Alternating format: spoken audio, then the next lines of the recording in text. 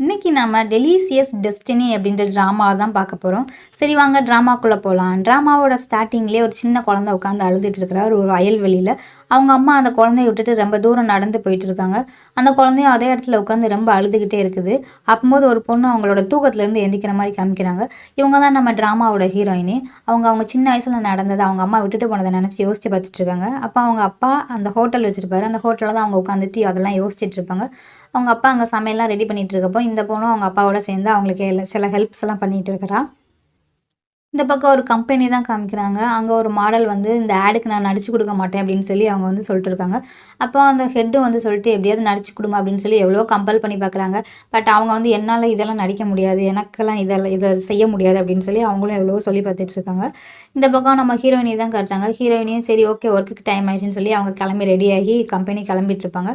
அந்த டைம் ஒரு கார் ரொம்ப ஸ்பீடாக வந்து அவங்களோட ஸ்கூட்டியோட ஃப்ரண்ட் கண்ணாடியை உடச்சிட்டு போயிடும். இதை பார்த்த ஹீரோயினி எப்படி என்னோட பைக்கோட கண்ணாடி நீ உடச்சிட்டு போவேன், அதுவும் ஒரு சாரி கூட கேட்காம அப்படின்னு சொல்லிட்டு அதை ஃபாலோ பண்ணி போறேன்னு சொல்லி அந்த காரை ஃபாலோ பண்ணி போயிட்டு இருப்பாங்க. பட் ஆனால் அதுக்குள்ள அந்த கார் மிஸ் ஆயிடும். இவங்களும் வந்து ஒரு அட்டை பாக்ஸ் மேலே மோதி அவங்களுக்குள்ள நின்றுடுவாங்க. வேற வழி இல்லை, சரி ஓகே விட்டுட்டேன், பட் ஆனால் உன் நம்பர் நோட் பண்ணிட்டேன், எப்போனாலும் நான் உன்னை பார்த்தேன்னா விட மாட்டேன் அப்படின்னு சொல்லி அதோட நம்பர் மட்டும் நோட் பண்ணிட்டு நம்ம ஹீரோயின் கம்பெனிக்கு போயிடுறாங்க. நம்ம ஹீரோயின் எங்கே ஒர்க் பண்ணுவாங்க அப்படின்னா அந்த ஆட் பண்ணிட்டு இருந்த அந்த கம்பெனியில் தான் வந்து ஒர்க் பண்ணிட்டு இருப்பாங்க. அங்கே இருக்கிற அந்த பாஸும் எவ்வளவோ அந்த லேடி வந்து கம்பல் பண்ணி பார்த்துட்டு இருப்பாரு. பட் அந்த லேடி வந்து ஒத்துக்க மாட்டாங்க. நான் கிளம்புறேன் அப்படின்னு சொல்லி கிளம்ப போவாங்க. அந்த டைமுக்கு நம்ம ஹீரோயினையும் கரெக்டாக உள்ளே வந்துட்டு அவங்கள எப்படியோ கம்பல் பண்ணி ஒத்துக்க சொல்லுவாங்க. ப்ளீஸ் நடிச்சு கொடுங்க, நீங்கள் ரொம்ப அழகாக இருக்கீங்க அப்படி இப்படின்னு என்னெல்லாமோ போய் சொல்லி அவங்கள எப்படியோ ஒத்துக்க வச்சுப்பாங்க. அவங்களும் சரின்னு சொல்லி ஒத்துப்பாங்க. இவர் தான் நம்ம ட்ராமாவோட ஹீரோ. இவர் என்னன்னா ஒரு பெரிய செஃப்பாக இருப்பார். அங்கே அவருக்கு கீழே ஒர்க் பண்ணுறவங்களாம் வந்து சாப்பாடுலாம் ரெடி பண்ணி அங்கே வந்து ரெடி பண்ணி வச்சுருப்பாங்க. அதை ஒவ்வொன்றா எடுத்து அவர் டேஸ்ட் பண்ணிகிட்டு இருப்பார். டேஸ்ட் பண்ணிவிட்டு அதில் என்னென்ன மிஸ்டேக்லாம் இருக்குன்னு சொல்லி சொல்லிகிட்டு இருப்பார். ஒருத்தருக்கு அதே மாதிரி தான் ஏதோ ஒரு சூப்பில் ஒரு மிஸ்டேக் இருக்குன்னு சொல்லி அவனை கூப்பிட்டு வந்து திட்டிகிட்டு இருப்பார். இதில் வந்து இந்த சூப் இன்னும் கொஞ்சம் டேஸ்ட்டாக வரணும் அப்படி இப்படின்னு சொல்லி இன்னும் கொஞ்சம் நீ கற்றுக்கோ அப்படின்னு சொல்லி பேசிகிட்டு இருப்பார். அந்த டைமுக்கு நம்ம ஹீரோக்கு வந்து ஒரு ஃபோன் கால் வரும். உடனே நான் அவசரமாக கிளம்ப வேண்டியிருக்கு அப்படின்னு சொல்லிட்டு அமௌண்ட் கொடு அப்படின்னு சொல்லி ஒரு பேக்கில் அமௌண்ட்டெல்லாம் எடுத்து போட்டுட்டு அவர் வந்து அவசரமாக கார் எடுத்துகிட்டு கிளம்புவார். இந்த பக்கம் நம்ம ஹீரோயினையும் வந்து அவங்க ஒர்க்கை முடிச்சுட்டு அவங்க கிளம்பி வந்துட்டு இருப்பாங்க. அப்போ நம்ம ஹீரோவும் ஒரு டிராஃபிக்கில் மாட்டி அந்த கார் நிற்கும். அதே இடத்துல நம்ம ஹீரோயினுமே நின்றுட்டு இருப்பாங்க. அப்போ அவங்க கம்பெனிலேருந்து கால் பண்ணி இந்த மாதிரி இந்த ரெக்கார்டை வந்து ஒருத்தர்கிட்ட கொடுத்துரு அப்படின்னு சொல்லி நம்ம கம்பெனிலன்னு சொல்லிட்டு இருப்பாங்க. நம்ம ஹீரோயினையும் சரின்னு சொல்லி பேசிகிட்டு இருக்கப்போ அந்த காரை வந்து நோட் பண்ணிடுவாங்க. இந்த காலையில் நம்மளை இடிச்சிட்டு போன கார் தானே அப்படின்னு சொல்லி நோட் பண்ணிவிட்டு ஓகே அப்படின்னு சொல்லி இவங்க பைக்கை விட்டு கீழே இறங்கி போய் அந்த காரில் இருக்கிறவங்க பிடிச்சி திட்டிகிட்டு இருப்பாங்க. வெளியே வாயா நீ எப்படி என்னோட பைக்கோட கண்ணாடியை உடைக்கலாம் அப்படின்னு சொல்லி பிடிச்சி திட்டிகிட்டு இருப்பாங்க. அப்போ அந்த ஆள் வெளியே வந்துட்டு என்ன நடந்துச்சு அப்படின்னு சொல்கிறப்போ என்னோட கண்ணாடியை நீ உடச்சிட்டு போயிட்ட காலையில், ஸோ அதனால் நீ சாரி கேளு மரியாதை அப்படின்றப்போ நம்ம ஹீரோ வந்துட்டு அதை ரிப்பேர் பண்ணுறதுக்கு எவ்வளோ செலவாகும் அதோட எக்ஸ்ட்ராவே நான் தரேன் அப்படின்னு சொல்லி காசை கொடுப்பான். அவனை வந்துட்டு நம்ம ஹீரோயின் அதெல்லாம் வாங்க மாட்டாங்க. நான் காசுக்காகலாம் ஒன்றும் வந்து நிற்கலை, என்னால் அதை ரிப்பேர் பண்ணிக்க முடியும், நீ பண்ண தப்புக்கு ஃபஸ்ட்டு சாரி கேளு அப்படின்னு பிடிச்சி அவங்க திட்டிகிட்டு இருப்பாங்க. ஹீரோ வந்துட்டு காசு கொடுப்பாங்க. பட் ஆனால் ஹீரோயின் வாங்க மாட்டாங்க. ஹீரோக்கு கோவமாயிடும். போமா அங்கிட்டு அப்படின்னு சொல்லிட்டு அந்த பைக் எடுத்து வெளியே விட போவாங்களா. அப்போ நம்ம ஹீரோயின் டக்குன்னு ஹீரோ பிடிச்சி கடிச்சு விட்ருவாரு. உடனே ஹீரோ நினைப்பாரு, என்ன பொண்ணு நீ, நான் ரிப்பேர் பண்ண காசு கொடுத்தா வாங்காமல் பிடிச்சி கடிச்சிட்டு இருக்கிற அப்படின்னு சொல்லி ஹீரோவும் பிடிச்சி திட்டிகிட்டு இருப்பாரு. ஹீரோயின் அதெல்லாம் கேட்க மாட்டாங்க. சரி ஓகே போ அப்படின்னு சொல்லி ஹீரோயினையும் விட்டுடுவாங்க. ஹீரோ ரொம்ப அவசரமாக வந்து ஓடிட்டு இருப்பாங்க. ஹீரோயினி பைக் எடுத்துகிட்டு அவங்க வாட்டுக்கு கிளம்பிடுவாங்க. இங்கே ஹீரோ ஓடிட்டு இருப்பாங்க. இவங்களோட ஸ்கூட்டியையும் முந்தி ஹீரோ ஓடிட்டு இருப்பாங்க. அதை பார்த்தா ஹீரோயினி சரி இவனுக்கு ஏதோ ரொம்ப அவசரமான வேலை இருக்குது போல் அப்படின்னு சொல்லிட்டு அவனை ஸ்டாப் பண்ணி சரி வேணால் லிஃப்ட் கொடுக்குறேன் ஏறு, நான் அவனை போய் எங்கே போய் விடணுமோ அங்கே விடுறேன் அப்படின்னு சொல்லி நம்ம ஹீரோயினி அவனை ஏற்றிட்டு போய் ஒரு கன்ஸ்ட்ரக்ஷன் பில்டிங் கீழே வந்து நிப்பாட்டிடுவாங்க. அங்கே அப்போ வந்துட்டு மற்ற ஒர்க்கர்ஸ்லாம் வந்துட்டு சார் வாங்க, அவங்க வந்து உங்கள் அப்பா பிடிச்சி வச்சுருக்காங்க அப்படின்னு சொல்லிட்டு கூட்டிகிட்டு போவாங்க. அங்கே பார்த்தா அங்கே இருக்கிற அந்த ஹெட்டை வந்து அங்கே இருக்கிற ஒரு ஒர்க்கர் வந்து பிடிச்சி வச்சுட்டு கத்தியில் வந்து பிளாக்மெயில் பண்ணிகிட்டு இருப்பாங்க. அப்போ ஹீரோ வந்துட்டு கொண்டுட்டு போய் இந்த பணத்தை கொடுப்பாரு. இந்த பணத்தை தானே நீ கேட்ட, இந்த கொடுத்துட்டேன், விட்டுடு, தயவுசெய்து அவங்கள விட்டுடு அப்படின்னு சொல்கிறப்போ அவன் வந்து கேட்க மாட்டான்.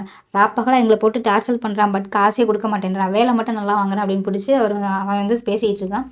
இந்த பக்கம் வந்து இவன் பணத்தை அக்செப்ட் பண்ணலன்னொடனே இவங்களுக்குலாம் கொஞ்சம் பயமாயிடும். அப்போது அங்கே ஹீரோ கூட வந்த பொண்ணை வந்து டக்குன்னு தள்ளி விட்டுடுவான். அவன் கீழே விழுந்ததுனால அவங்க காலில் வேற அடிபட்டுடும்.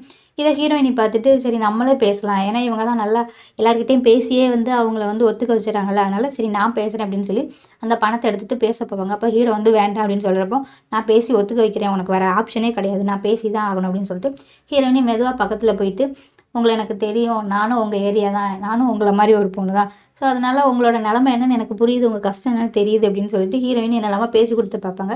அப்போ அவனும் அமைதியாக கேட்டுட்டு இருப்பாங்க. உங்களுக்கு தேவை பணம் தானே, இந்தாங்க பணத்தை வாங்கிக்கோங்க, அவங்கள விட்டுடுங்க, இன்னும் நீங்கள் என்ன கேட்குறீங்களோ அவங்க உங்களுக்கு செய்வாங்க, இதை பிரச்சனையாக்காதீங்க அப்படின்னு சொல்லி எப்படியோ வந்தாலும் வந்து ஒத்துக்க வச்சுப்பான். அவனும் உடனே சரி ஓகே அப்படின்னு சொல்லிட்டு அவனை தள்ளி விடுவான். இவனும் இப்படி கீழே விழுந்துட்டு இந்த சைடில் விழுந்துருவாங்க. இவன் விழுந்ததை பார்த்துட்டு ஹீரோயினி இப்படி டக்குன்னு இதுனோடனே ஹீரோயினி பயந்து போய் கீழே விழ போவாங்க. டக்குன்னு அந்த டைமுக்கு நம்ம ஹீரோவும் வந்து காப்பாற்றிடுவார் எப்படியோ ஹீரோயினியை.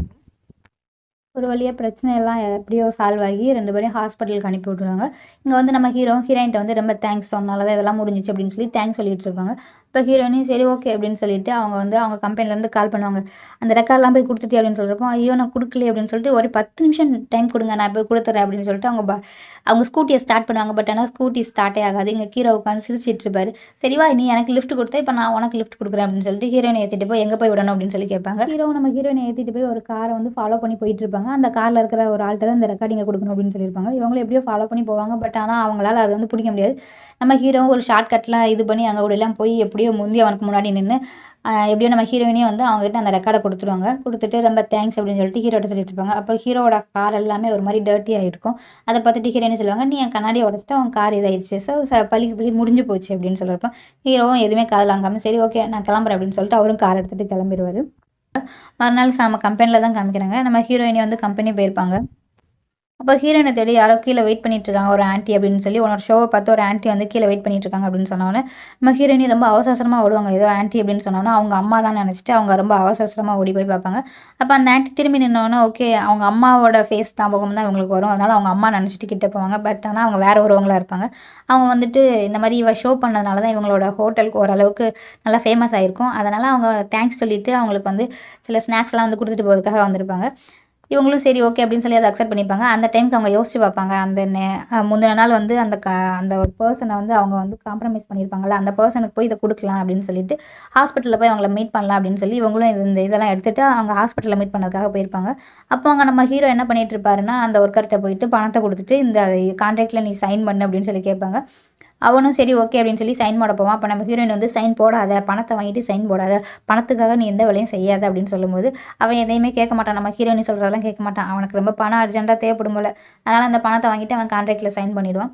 நம்ம ஹீரோவும் வந்துட்டு இந்த பாரு நீ உன்னோட வேலையை பாரு, நான் என்னோட வேலையை பார்க்குறேன், நீ ஏன் எப்போதும் என்னோட வேலையில் வந்து இப்படி மூக்க நுழைச்சிட்டு இருக்க, உன் வேலை தான் அதை மட்டும் பாரு அப்படின்னு சொல்லி நம்ம ஹீரோயினை வந்து பிடிச்சி திட்டிகிட்டு இருப்பாங்க.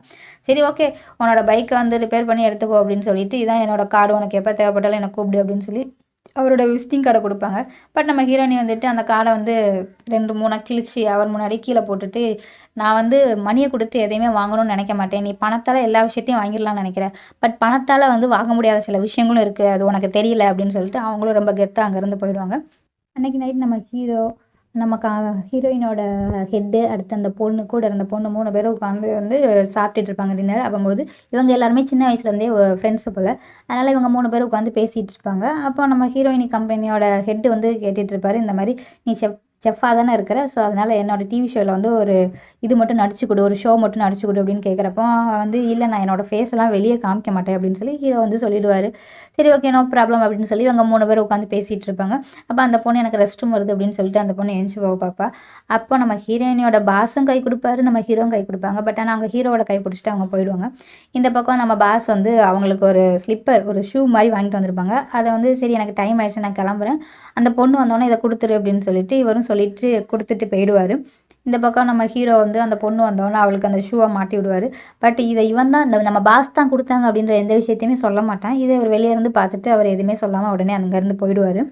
இந்த பக்கம் ஹீரோயினியோட கம்பெனியில் தான் காமிக்கிறாங்க. அவங்க பாஸ் வந்துட்டு இந்த மாதிரி ஷோவுக்கு வந்து நான் அவனை கூப்பிட்டேன், அவன் என்னோட ஃப்ரெண்டு தான், பட் ஆனால் அவன் ஒத்துக்கல அப்படின்னு சொல்லும்போது உங்கள் ஃப்ரெண்டு தானா, ஏன் ஒத்துக்கல அப்படின்னு சொல்கிறப்போ தெரில அவன் ஒத்துக்கல அப்படின்னு சொல்கிறப்போ சரி ஓகே நான் ட்ரை பண்ணி பார்க்குறேன், முடியாதுன்றது இந்த உலகத்தில் எதுவுமே கிடையாது இல்லையா, நம்ம ட்ரை பண்ணலாம் இன்னொரு வாட்டி அப்படின்னு சொல்கிறப்போ இல்லை அவன் அக்செப்ட் பண்ணிக்க மாட்டான், நானும் கேட்டு பார்த்துட்டேன் பட் ஆனால் அவன் அக்செப்ட் பண்ணிக்கல அப்படின்னு சொல்கிறப்போ ஏன் முடியாதுன்னு சொல்கிறீங்க, நான் ட்ரை பண்ணி பார்க்குறேன், என்னால் முடியலாம்ல, அதனால் நீங்கள் அவங்களோட டீட்டெயிலை மட்டும் கொடுங்க நான் பார்த்துக்கிறேன் அப்படின்னு சொன்னோன்னே நம்ம பாஸும் சரி ஓகே அவனோட டீட்டெயிலாம் அந்த ஃபைலில் தான் இருக்குது, நீ படித்து பார்த்துக்கோ அப்படின்னு சொல்லிட்டு ஃபைலை கொடுப்பாங்க.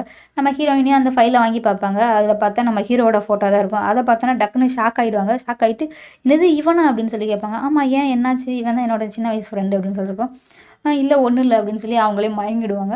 இந்த பக்கம் அவங்கள எப்படியாவது போய் மீட் பண்ணி ஒத்துக்க வைக்கணும்னு சொல்லிட்டு நம்ம ஹீரோயினையும் வந்து அவனோட ஹோட்டலுக்கே வந்திருப்பாங்க. அப்போ அங்கே வந்து ஒரு வெயிட்டர்கிட்ட வந்துட்டு இந்த மாதிரி உங்கள் ஹீரோ எனக்கு தெரியும், நீங்கள் சொல்லுங்கள், எனக்கும் அவங்களுக்கும் ஒரு மிஸ் அண்டர்ஸ்டாண்டிங் ஆயிடுச்சு, அதனால ஒரு பிரச்சனை ஆயிடுச்சு.